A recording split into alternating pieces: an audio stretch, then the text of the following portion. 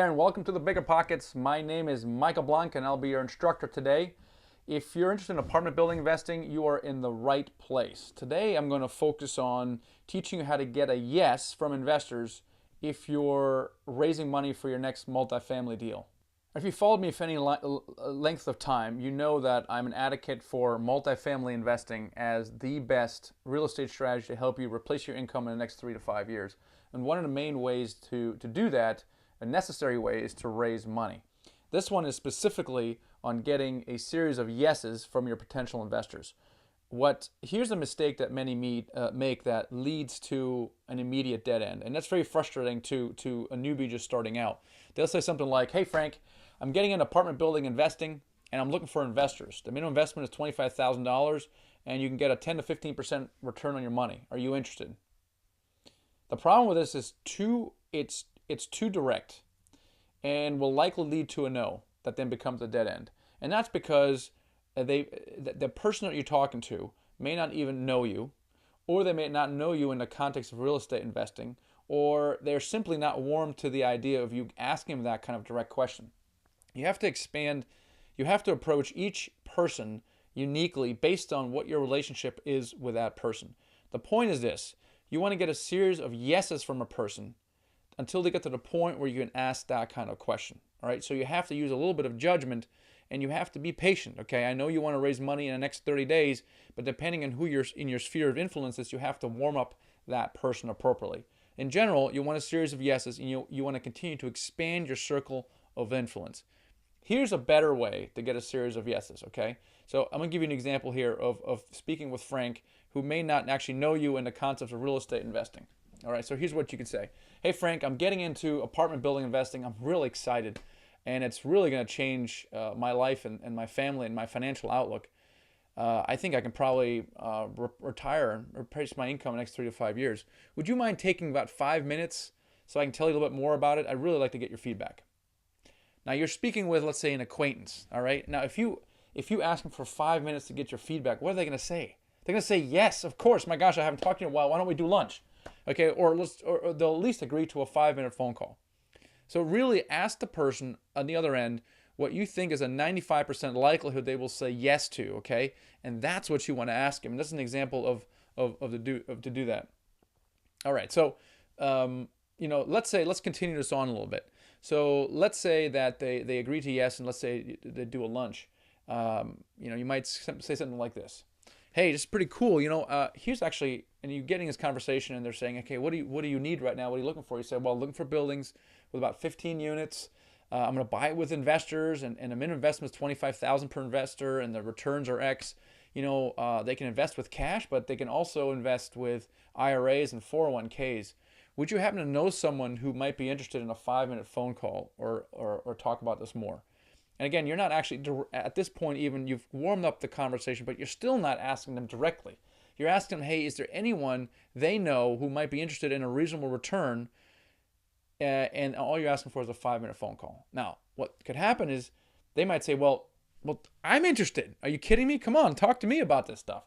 All right, so you might now have a potential investor in an open, or they might say, "You know what, my dad has been invested in a rental property. He might be interested in talking with you, or my brother, or whatever."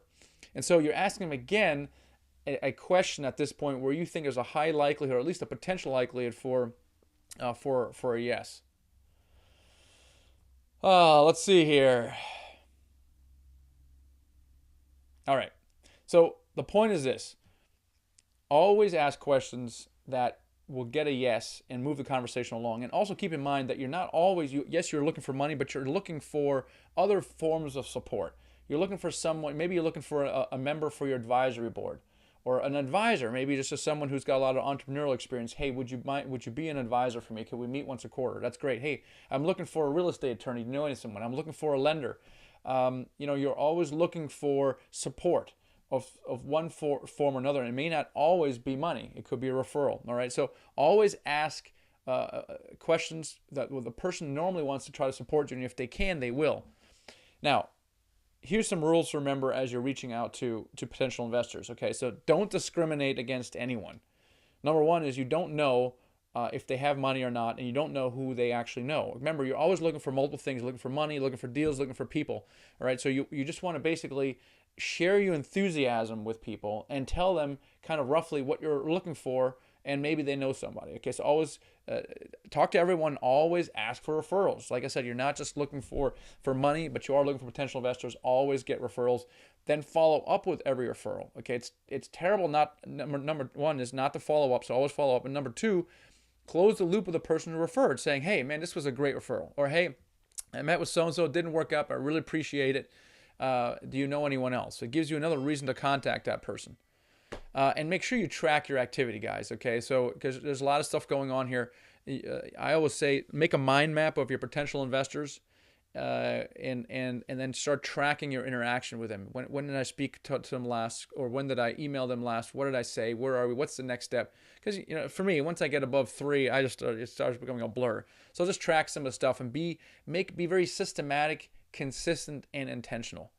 All right. So think about raising money, not so much about raising money. Got to raise money. Think of it more as networking.